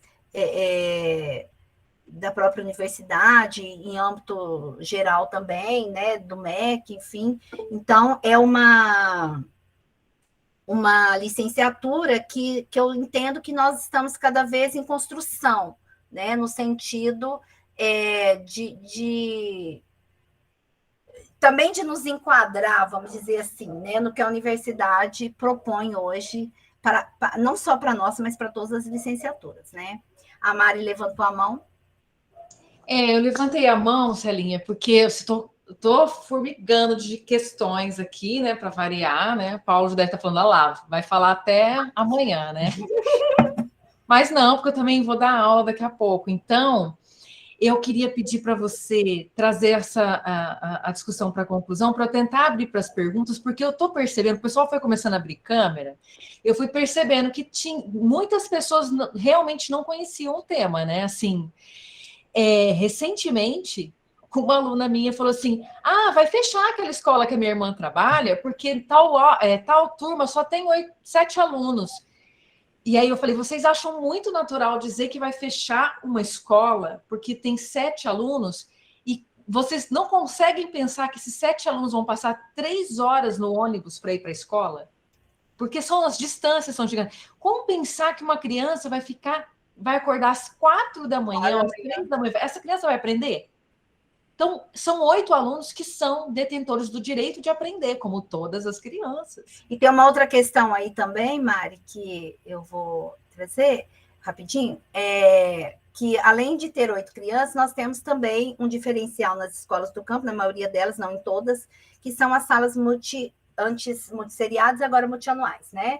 Que são as salas que um professor... a sala é dividida em 1 ou 2 turmas, né? Por exemplo, 6º e 7º ano juntos, com o professor, 7º e 8º com o professor, e o professor, então, ele vai atender a todas essas crianças, né? Tendo em vista a faixa etária e a série, ano em que essas crianças se encontram. Isso é uma complexidade da educação do campo, mas, ao mesmo tempo, também é uma possibilidade, porque os prefeitos adoram fechar as escolas, né? Porque eles entendem que é bom fazer a nucleação. Quando a Mari fala que uma criança sai 4 horas da manhã, né, para chegar numa outra escola, é porque, às vezes, a prefeitura faz nucleação, né? Juntam as escolas todas num lugar só, e aí tem que trazer as crianças de outra região. Outros lugares fazem extensões, né? Uma escola polo e as extensões, então as crianças não precisam se deslocar. Mas isso depende muito da política, né? E aí nós temos essa questão também, dentro da nossa formação, que abrange a compreensão dessas salas, né? Porque o professor, ele vai fazer um planejamento não para uma turma, mas ele vai fazer um planejamento para 2 turmas. Ele vai lidar com 2 movimentos na sala de aula, né? E às vezes em lugares precários, de som, né? De calor, enfim. Então, existe uma precariedade em muitas escolas, existe o problema do transporte escolar, né? Existe as dificuldades também das estradas, né? Da locomoção. Existe hoje um grande número de escolas nucleadas, né? Que é essa ideia de manter só uma escola para essas crianças da região, e por isso o transporte é necessário, e as crianças sofrem, né? Porque já chegam cansados. Já chegam estressados, e aí chegam na escola, tem 2 turmas, a professora, né, tem 2 turmas ali para conseguir fazer essa formação. Então, são questões também para pensar, né, a especificidade da educação do campo, né?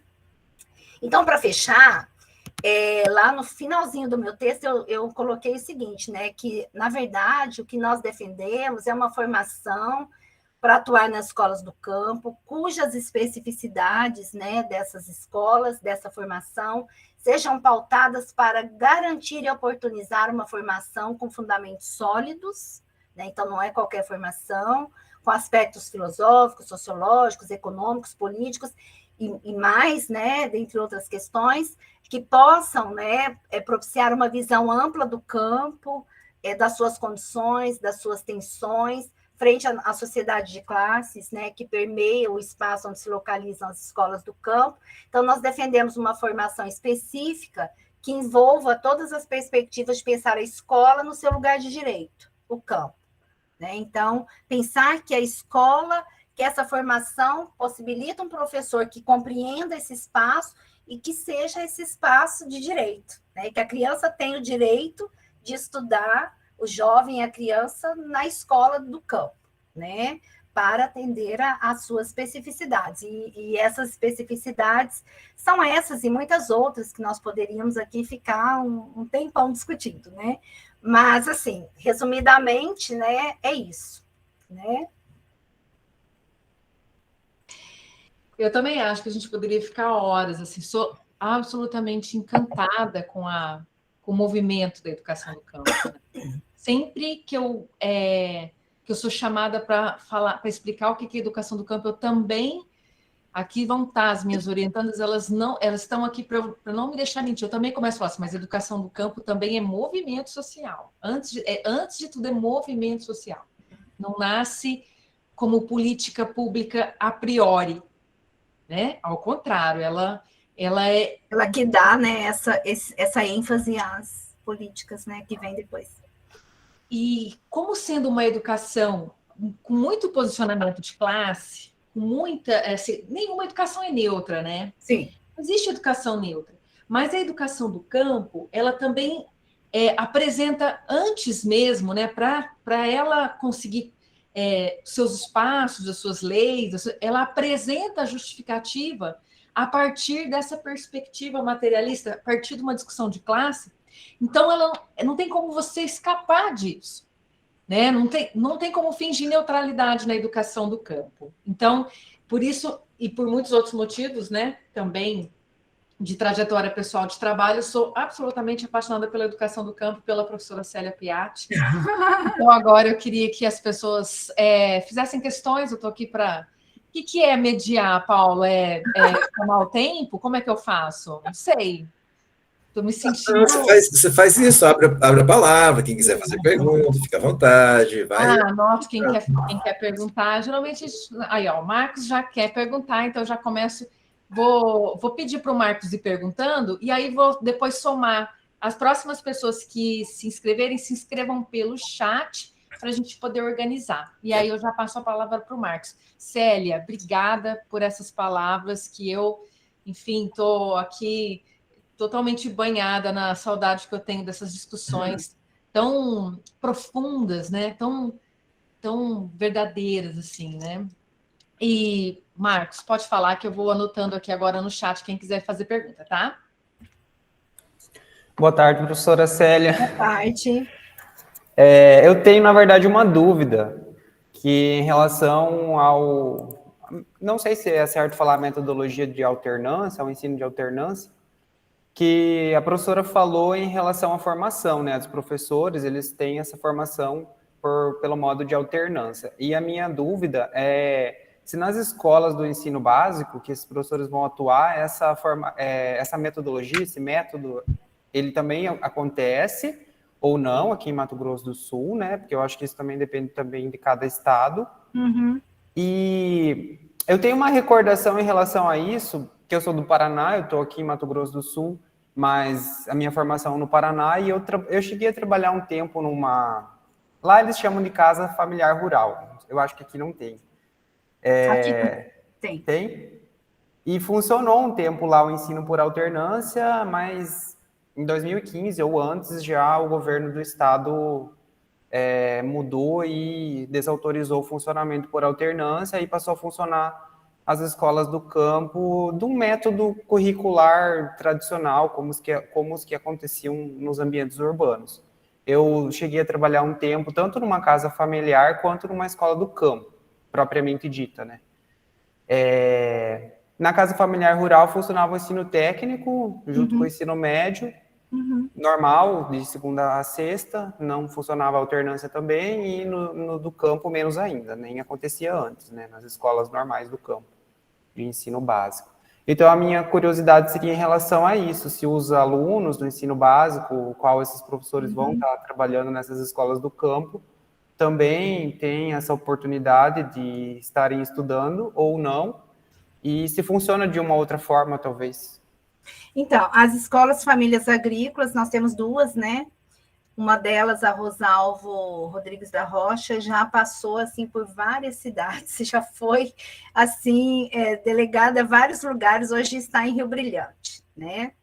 Por conta dessa própria questão de manter ou não manter, agora não pode mais ficar nesse espaço, aí coloca em outro espaço, bastante dificuldades assim de permanência mesmo do Estado em relação a essa escola. As escolas, são duas que nós temos, as duas escolas, elas funcionam, né? Uma em Rio Brilhante, uma em Itaquiraí, as duas funcionam em regime de alternância, com ensino técnico, profissionalizante, né? Todas duas, porque a própria Escola Família Agrícola tem essa organização via alternância, né? Agora, aqui no Mato Grosso do Sul, existe uma proposição do Estado de fazer alternância nas escolas de educação básica. Então, eu participei de alguns encontros, né, do Conselho de Educação, mas eles estão tentando aprender o que é alternância. Então, eu lembro de uma vez que a Mari mandou uma mensagem para mim, me perguntando, Célia, o que é isso? Não sei se ela vai lembrar, que o Estado, né, a Secretaria Estadual, ela disse que as escolas agora funcionariam via alternância, mas o que eles entendiam por alternância? A criança está aqui, vai para casa e faz as tarefas. Depois ela volta, então fica um tempo com a família, um tempo na escola. Na verdade, como não há esse entendimento ainda, eles estão tentando estruturar para as escolas de ensino fundamental, anos finais, e ensino médio. Mas é uma proposição ainda. Eles trouxeram algumas pessoas da Bahia, né, para ajudar, para assessorar, convidaram o pessoal da Universidade Federal, eu já fui algumas vezes, mas ainda é uma proposição, porque como não é qualquer tempo, né, não é só aqui e lá, existe todo um arcabouço teórico para pensar a metodologia, né, a questão teórico-metodológica da alternância, a utilização dos instrumentos, como eu vou utilizar esse ou aquele instrumento com crianças de 6º ao 9º, com ensino médio. Então, existem proposições para a organização das escolas via alternância, mas ainda não há uma estruturação pronta, né? Mas há uma ideia, uma proposta. Legal. Posso ir passando aqui A gente tem 3 inscrições. O Paulo, a professora Ligiane disse que está sem câmera, então eu vou ler a dela e depois a Milena, tá? Eu vou passar a palavra para o Paulo, depois, se você quiser emendar com a da Ligiane. Mari, passa para a Milena primeiro, ela está pesquisando, né, o assunto, deixa ela perguntar primeiro. Isso, a minha questão também tem a ver com a pesquisa da Milena, que foi uma coisa que está me tensionando também, me provocando, mas aí então vou passar direto para a Milena, claro. Então tá aí depois Paulo, e aí eu leio, o Paulo lê também aqui o que a Lígia escreveu, que ela está sem câmera, tá bom? Pode falar, Milena. Tá ok. Obrigada, Paulo, pela gentileza. Professora Célia, muito obrigada pela possibilidade de te ouvir, foi encantador, assim, e me fez refletir em muitos sentidos. Eu vou ser breve, porque senão eu sei que o tempo está um pouquinho escasso. A minha dúvida é a seguinte, professora, eu gostaria de saber, em relação aos licenciandos da educação do campo, se quando eles estão inseridos dentro da comunidade, dentro das escolas, se eles se sentem desmotivados de alguma forma, por exemplo, na situação de escola com poucos alunos, se eles sentem ou mesmo ouvem da comunidade, dos alunos, a questão de terem o campo como lugar de atraso, precariedade e que só vão ter possibilidade de uma vida melhor ao irem para a cidade. Por que eu estou falando isso? Eu sou professora numa escola estadual do estado de São Paulo, né? O estado de São Paulo, infelizmente, aquela situação que todos conhecem em relação à educação do campo. Infelizmente, eu ouço dos meus alunos falas de muito preconceito com pessoas alunos, adolescentes que vêm para a cidade para estudar, mas que são da zona rural. E eu estou vivendo, assim, conflitos intensos para tentar conversar com os alunos a pensar de uma forma diferente. Mas o preconceito existe de uma forma enraizada, concretizada. Então, eu gostaria de saber se nas escolas de educação do campus também acontece, ou se não. Então, é que como está instituído, né, que o campo é lugar do caipira, né, que é lugar do Jeca Tatu, que é lugar, né, do atrasado, então há muito preconceito, sim, inclusive dentro da universidade há preconceito. E eu tenho uma colega, que é nossa colega agora, da licenciatura, a Luciene, que ela estuda essa questão das expressões, né?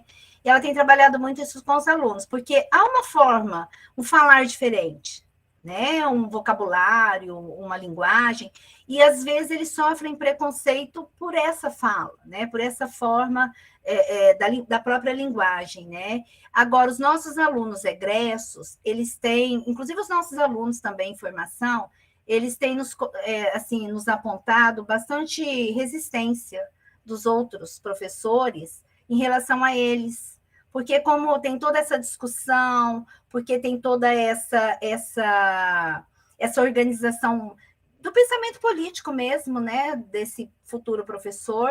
Então, quando ele chega, ele também quer colocar isso em prática, ele quer, né, trazer aquilo da sua formação para a sala de aula, para as discussões, para o projeto político-pedagógico. Então, eles sofrem muita resistência, né? Isso eles têm nos mostrado bastante. Agora, o movimento assim do próprio campo também é um preconceito, principalmente dos meninos do ensino médio. Eles querem sair do campo porque eles entendem que ali não tem aquilo que vai propiciar um progresso, um desenvolvimento maior, que eles precisam ir para a cidade, que a cidade é muito mais, né, interessante. Você quer ver um exemplo rápido? Eu fui em uma escola ribeirinha e aí nós fizemos uma entrevista com os estudantes. Aí um estudante tirou a camisa e falou, olha aqui, mostrou a tatuagem, né? Ele falou assim, eu também tenho tatuagem, igual o pessoal lá da cidade. Quando ele disse isso, você já entende que tem uma raiz ali de pensamento, olha, aqui não é um lugar ruim, não, porque eu estou aqui e eu tenho uma tatuagem igual a pessoa lá da cidade, né? Então, assim, existe sim, né? Existe esse preconceito do atraso, às vezes, pelo próprio jovem e pela sua família também, né? Que às vezes se esforça para que eles estudem na cidade, que eles utilizem o transporte para irem às escolas da cidade. Beleza, ótimo. Deixa eu ler, então, a pergunta da Ligiane, que depois eu faço a minha. Você quer ler, Mari? Eu acho que não é necessariamente uma pergunta, então daí eu acho que melhor você ler, já emenda com a sua. Então lá, minha câmera está oscilando hoje, que fala intensa, que o trabalho sindicativo da professora Célia. Só gostaria de saber se ela conhece a escola Milton Santos de Agroecologia, que fica em Maringá, Paysandu. Foi uma escola constituída por camponeses voluntários em um terreno que abrigava uma obra abandonada de uma indústria. Eles adotam a alternância, é uma experiência de resistência na região. O Paraná tem bastante, né?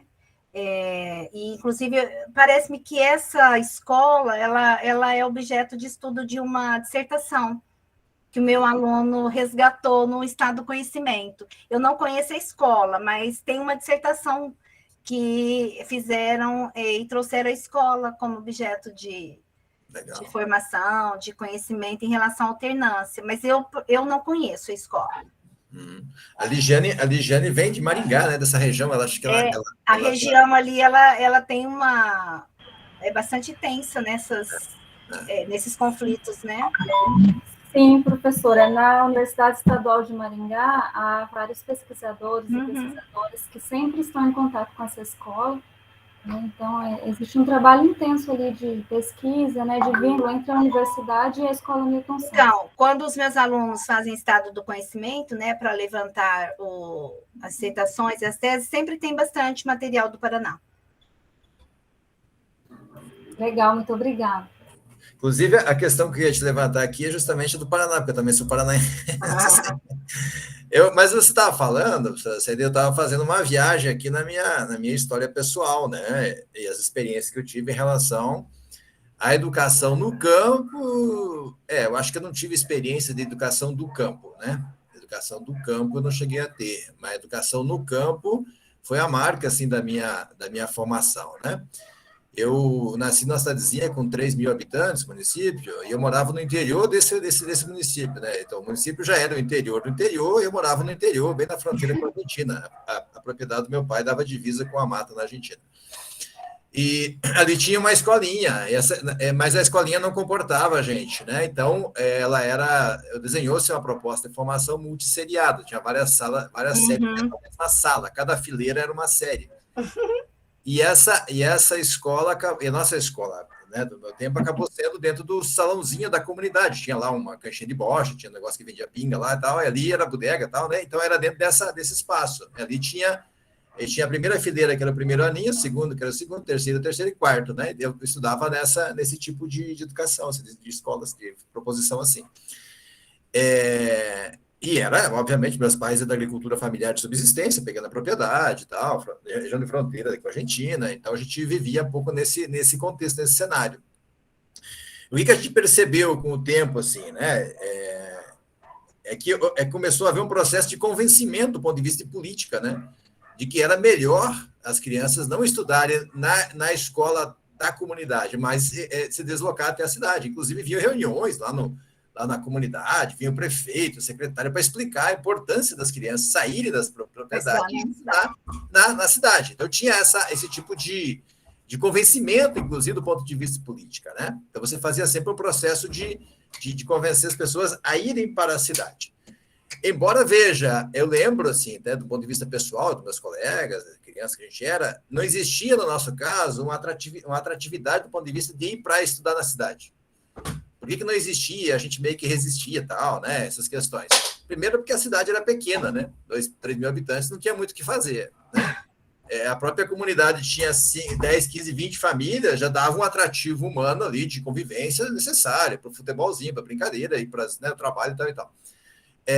Então, a cidade não tinha muito atrativo desse ponto de vista, era mais um deslocamento que a gente fazia, né, em relação a isso.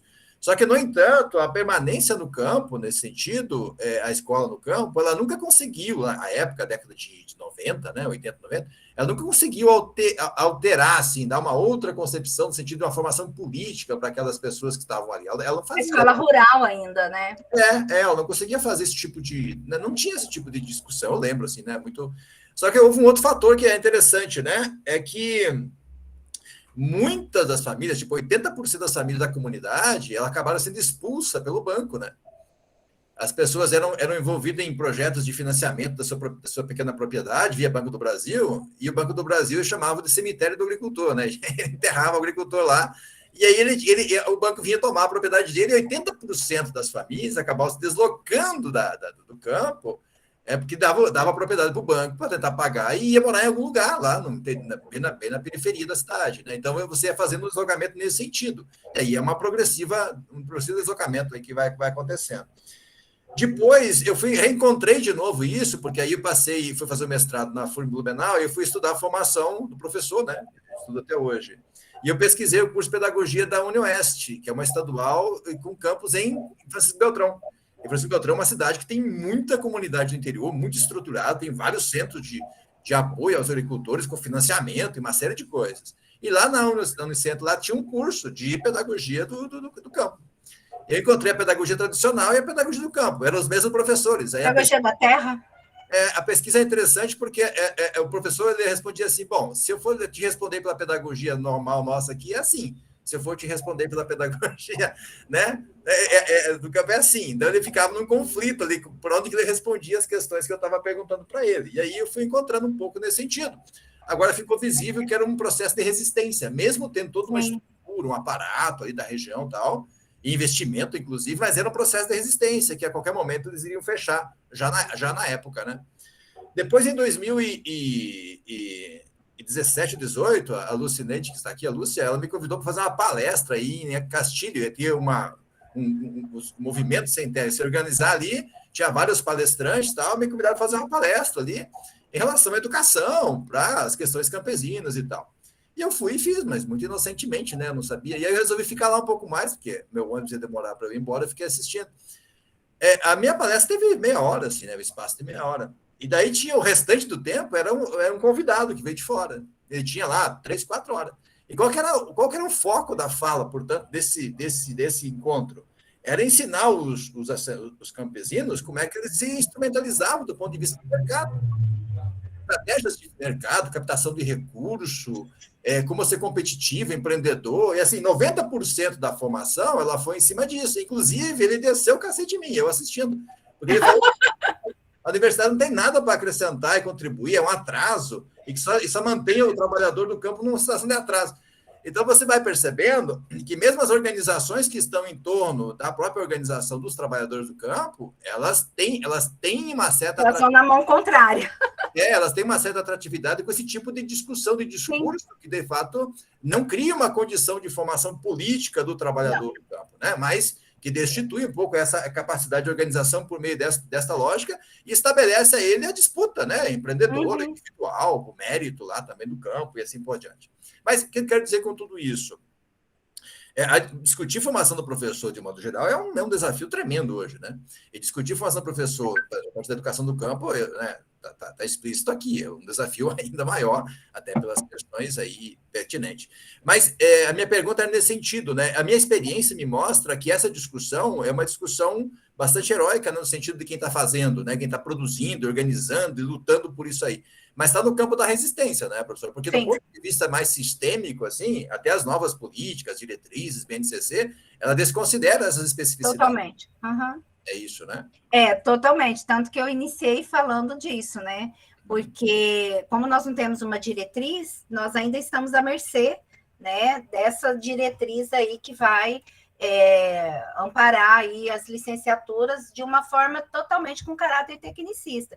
E você pode perceber, né, que, como você falou, de forma heróica, de resistência mesmo, porque a nossa resistência é ir na contramão dessa lógica, né? Porque a educação do campo, ela forma assim como as outras licenciaturas, porque nós também estamos sempre ouvindo que nós fazemos diferente, que é uma formação que é pouco, porque o aluno tem ênfase de formação, porque tem alternância, e nós estamos sempre aí na luta por mostrar que nós temos sim uma formação sólida, né? E principalmente uma formação para trazer esse sujeito para pensar, né? O espaço, para pensar a sociedade, para pensar o seu papel. O professor não é só ir lá e ensinar o conteúdo para o aluno, né? Ele também precisa articular tudo isso ao próprio movimento, né? De vida, de tensão, que nós estamos a todo momento convivendo. E hoje, mais do que nunca, com essas políticas conservadoras. Porque essas políticas, elas destituem totalmente toda a discussão que nós fazemos em relação ao campo, à educação do campo, né? Aí você é considerado militante, né? E não professor, fica militando, enfim, tem uma série aí que a Mariana sabe, né? Dentro da universidade também, que vai nos expondo, e cada vez mais nós temos que resistir, não tem outra forma. A própria licenciatura ainda está dentro da universidade hoje, no ano de 2022, é uma resistência. O Felipe levantou a mão, vou pedir, eu acho que se o Felipe for o último, eu também gostaria de fazer uma pergunta. Como a gente tem um teto até 18h30, Paulo? Que é a hora que eu entro na sala de aula também, mas meus alunos vão esperar um pouquinho. Então, eu vou pedir para o Felipe fazer, e aí se ninguém fizer, eu faço, porque eu estou aqui cheia, a língua está cheia de perguntas, tá? Felipe. Na verdade é um comentário que eu gostaria de fazer, né? Prazer, eu quero aplaudi-la, mesmo que virtualmente, viu, Célia? Por essa disponibilidade e todo o seu carinho.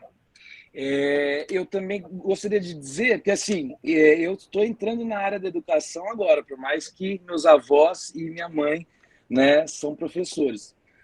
Mas é gozado, né? Que, assim, meus avós, antigamente, como professores, né, lá em 1959, eles faziam magistério, né? Eles não faziam a licenciatura, e eles iam, né, para as escolas e no meio do campo mesmo, e não tinha essa distinção, né, entre professor do campo e professor da zona, né, que não seja rural, né? Então, assim, que eu gostaria de saber, assim, né, por que será que, né, fez isso, né? Onde poderia ter evoluído junto com a escola, da mesma forma que a nossa sociedade, não é mesmo? Porque antigamente os professores eles falavam que, inclusive, eles iam nas aldeias, tudo, e que eles eram recebidos, assim, como se fosse, né, autoridades mesmo, né? Ganhavam casa para ficar e desenvolviam um trabalho muito lindo. Eu tenho várias histórias, né, para contar, né? E então, assim, por que será, né, que não acompanhou? Era isso que eu gostaria que você respondesse, por Então, favor. eu tenho uma orientanda que em 2019 ela fez um trabalho sobre a escola rural em Paranaíba. E ela entrevistou as professoras que davam aula na década de 50 e ela encontrou as professoras e conseguiu fazer uma entrevista. E você, assim, compreende que naquela época nem precisava, não tinha formação, o professor era leigo, na maioria das vezes, e esse professor leigo, ele aceitava qualquer condição, de entrar na sala de aula, de ganhar pouco, de lavar as carteiras, de lavar o chão, de fechar a escola, de fazer no quintal da casa dele. Ele aceitava diversas condições e ganha menos porque ele era leigo e o outro tinha formação. Mas o que eu vejo? O próprio professor, nesse contexto, ele vai sendo tão assolado, né, com todas essas questões da sociedade, que ele também vai deixando de pensar politicamente sobre a própria condição, sobre a própria valorização. Então, por exemplo, hoje eu vejo professores defendendo, né, a BNCC, por exemplo, defendendo a BNC, sem perceber quem ele é dentro desse documento, dessa política, quem é o professor, né? Qual é o papel dele dentro de toda essa concepção hoje de professor e de formação? Então, eu vejo que o professor, ele, politicamente, muitas vezes, né, porque a universidade, como o Paulo mesmo falou, né, é o lugar que vai fazer os pensantes, né? Então, quando ele diz que a pessoa diz, né, na palestra que a universidade não vai contribuir, ao contrário, né? É a universidade que vai contribuir nessa discussão, nesse debate, é a universidade que vai possibilitar o sujeito pensar politicamente, não é politicamente no sentido partidário, né? Politicamente nas suas escolhas, nas suas possibilidades de formação, de pensar qual é o seu papel diante de tudo isso, né? A valorização de carreira, de salário, né? Quando ele precisa se mobilizar para tudo isso. Então, a própria sociedade ela vai aniquilando esse sujeito, né? De forma que ele vai entendendo que está tudo certo. Que, ao contrário, ele não precisa mais fazer essa luta, porque realmente as crianças não aprenderam a ler porque ele não conseguiu, a escola está indisciplinada porque, né, ele não conseguiu. Então, existe uma inversão de valores que também leva, né, ao professor não compreender o seu próprio papel, e não é culpa do professor, né? Mas de tudo que envolve a sua formação, seja ela formação inicial, seja ela formação continuada. E não só o professor, né, Célia? Acho que todas as profissões estão desvalorizadas, porque também cansa, né? Você vê um sistema todo. Mas é isso aí. Obrigado. Não vou tomar mais. Tem uma avalanche de coisas que não dá tempo nem para pensar, né? Exato. Ô, Célia, depois, se você quiser, eu até pego aqui os comentários no chat, né? Tem comentário da Sheila, da Jennifer, outros comentários da Ligiane, da professora Ligiane, tem mais comentários que estão lá em cima, eu não consigo resgatar agora. Eu não consegui passar os olhos aqui. Mas que eu acho que expressa um pouco até do que o Felipe agora suscitou, assim. Se a gente for pensar que o nosso país tem uma formação escravocrata e rural, obviamente que nós temos essa memória. Todos nós aqui fomos tocados de alguma forma por uma memória, porque os nossos avós estudaram a escola do campo, porque tudo era campo na época dos nossos avós. O que era a cidade?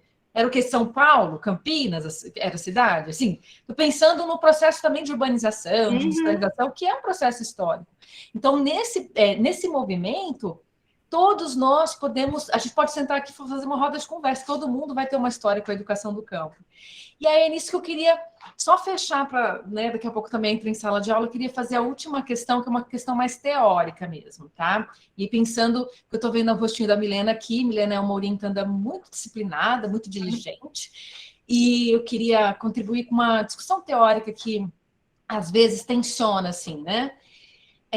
A Milena estuda a identidade de 2 professoras que trabalhavam numa escola rural e que foi fechada em 2006. E essas professoras foram deslocadas daquela escola, né? Então, o que esse fechamento da escola impactou, né, na vida dessas professoras, na profissão, na perspectiva da profissionalidade, uma série de coisas. Então, ela tem o objeto dela muito ligado à questão da identidade docente. Mas, como eu sou orientadora dela, obviamente que eu falei, não, sua pesquisa está na educação do campo. Né? Sua pesquisa está na educação do campo, uma escola rural que fechou. Aí ela falou, ela fez uma pergunta para mim, mas ela, professora, mas a escola não era uma escola do campo, ela era uma escola que ficava no campo, ela era uma escola rural. E aí, como que eu justifiquei que a escola, que a dissertação, que a pesquisa dela era uma dissertação em educação do campo? Porque eu penso a educação do campo também como um paradigma teórico.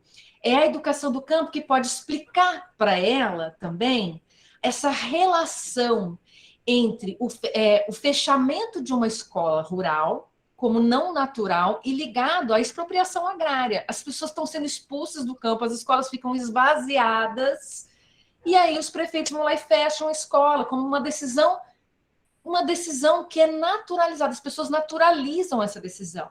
Elas não politizam essa decisão. Por que o campo está sendo esvaziado? Por que a escola foi fechada? Então, a sua pesquisa é em educação do campo. Não quer dizer que a sua escola era uma escola de educação do campo, mas era uma escola no campo. Por isso, eu pergunto, a educação do campo também é um paradigma teórico? Eu também posso pensar como uma forma de um modelo explicativo para entender o processo de constituição da identidade docente dessas professoras? Eu entendo que sim, porque, por exemplo, o fato da escola fechar, porque ela tem uma escola no campo, já é uma possibilidade de pensar por que os PPPs das escolas não legalizam os seus marcos teóricos em relação à educação do campo. Porque há esse entendimento do que é a educação do campo.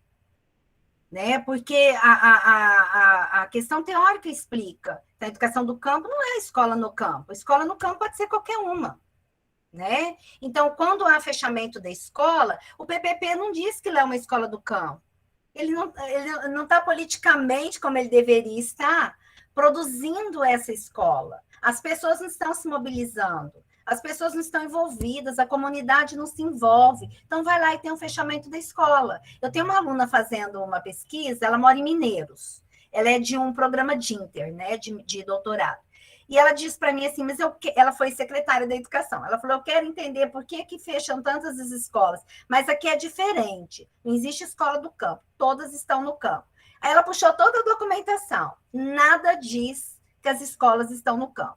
As escolas estão lá porque um fazendeiro quis pôr a escola lá para os filhos do funcionário, porque vê uma usina e produziu uma escola ali, então, enquanto a usina funcionou, tinha escola, a usina foi embora, fechou. Então, essas escolas, por exemplo, uma escola que favorece os filhos dos funcionários de uma usina, ele vai embora, ele saiu dali, ele não foi mobilizado, ele não entendeu todo esse processo, não houve esse envolvimento de associação, de construção. Por exemplo, eu vou em Furnas do Dionísio, se falar em fechar a escola, o Quilombo vai fazer um movimento, por quê? Porque essa escola está estruturada, porque existe envolvimento da comunidade, porque há uma festa ali tradicional que envolve a escola, que envolve a vida das pessoas que estão ali, que trabalham ali. Então, por isso, não tem como não pensar como um paradigma teórico a escola do campo. E você pode ir exatamente por esse caminho, né? Que o fechamento se dá pela facilidade, né? Ainda mais pensando que a escola fechou antes da lei de 2014, que dificulta o fechamento de escola do campo. Mas essa lei, então, e aí aquilo que o Paulo falou, né? É preciso pensar a educação como um espaço de resistência também, de disputas, né? A educação não pode ser vista mesmo só como um espaço de reprodução, porque se os camponeses e as camponesas conquistaram uma lei que impedia o fechamento, que dificultava o fechamento de escolas do campo em 2014, significa que esse era um problema, isso era uma questão colocada por esses... Há várias pesquisas sobre essa temática. Então, o fechamento de uma escola rural precisa ser pontuado a partir de uma perspectiva da educação do campo. Porque retira a garantia, né? Retira a garantia da escolarização dessas crianças, filhas desses trabalhadores. A Né? Milena era uma aluna da escola quando foi fechada, e a identidade docente dela é toda marcada por isso. Nossa, dá uma discussão muito boa aí, né? Tá dando, ela é bem, eu falo que ela é bem disciplinada. Bom, gente, faltam 5 minutos para minha aula, então eu vou pedir para a Célia dar uma lidinha aqui, depois eu posso copiar, vou copiar aqui, mas quero agradecer demais a presença da Célia, de todos e todas que estão aqui. Eu pedi para as minhas orientandas hoje participarem, né? Nem todas elas são assíduas no GFORP por causa tem aula, né, da professora Carla na quarta, tem uma série de, né, às vezes a gente não consegue todo semestre fazer a participação. Então, eu quero agradecer, professor Paulo, professor Tarcísio, pela oportunidade de trazer também essa discussão aqui para o GFORP. Foi pensada desde as férias, né? O Paulo me ligou nas férias. Mari, vamos discutir educação do campo? Fiquei toda...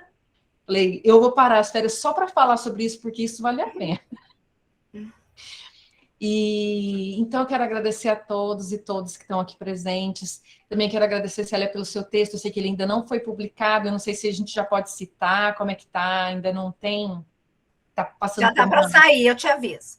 Tá bom, então. Eu agradeço demais sua disponibilidade, sua generosidade, né? E, como sempre, eu quero renovar os votos aqui dos nossos trabalhos conjuntos, da nossa parceria, mesmo nos grupos de pesquisa, mas também, né, de pensar que nós somos aqui a mesma instituição, né, Paulo? Ó, a Célia está aqui na UFMS em Campo Grande, pensando em formação de professores. É inadmissível que a gente tenha tantos ataques, mesmo dentro da nossa instituição, e não se reorganize, não se une também com gente que a gente sabe que a gente pode resistir junto, né, uma série de coisas aí. Então, Célia, muito obrigada, um beijo enorme para você, beijo para todo mundo aí da Lei do Campo. Obrigada, Mário. Eu também quero agradecer a oportunidade, dizer que a fala é uma síntese mesmo, né? Porque daria muitas discussões, cada, né, tema aí voltado à educação do campo. Mas eu penso que é uma síntese mesmo, e eu quero agradecer, me colocar à disposição, dizer que o grupo de pesquisa é que fortalece mesmo, né, o estudo e as possibilidades de pesquisa, e fiquei muito feliz de reencontrá-la, de conhecer os professores, os alunos, e qualquer coisa que eu puder contribuir, estou aqui à disposição. Sim, vamos fazer muitas coisas juntos. Muitas bancas, Célia, muitas bancas. Célia e Mariana, muito obrigado, né? Muito bom o debate. Nós estávamos precisando fazer isso, até porque depois vem lá a pesquisa da Milena, a gente vai debater com ela também no grupo, vem a pesquisa da Adriana, a gente vai debater, Adriana, né? Vai debater também no grupo, ou seja, é uma temática que ela vai estar bastante presente aí no GFORP, né? E vamos ter, se precisarmos novamente convidar a professora Célia para um novo debate, vamos convidar. Estamos aí. De maneira que a gente vai alimentando aí fortemente esse debate, essa discussão. Muito bom Karina, mesmo. você sabia que tem educação matemática e educação do campo? Você que também atua na matemática, você precisa imaginar o que a mulherada da matemática lá na educação do campo faz. É bem legal, discutir até gênero nessa linha. Bacana. Queria ver se o Tarcísio queria falar alguma coisa também. Tarcísio, fica à vontade. Professora Célia, parabéns pela explanação. Eu peço desculpa que eu estava fazendo duas coisas ao mesmo tempo aqui, que a gente não desliga, né? Eu sei. Mas a fala da senhora e o texto foi muito pertinente. Uma outra oportunidade eu participo mais, tá? Então, parabéns. Seja convidado aí para o nosso canal, né? Nós vamos disponibilizar com a sua autorização. A gente fez um canal recente agora do GFORP, onde a gente deixa nossas atividades lá, né? Um pouco do que a gente está discutindo e produzindo aqui na academia. Depois a Mariana passa aí o link para a senhora, tá bom? Um abraço, prazer em conhecê-la. Obrigada. Senhora Célia, querida, muito obrigado. Tá? Obrigada, Mariana, obrigado gente. também. Todo mundo aí, um abraço. Boa aula aí para quem vai para aula. Legal. Até mais. Tchau.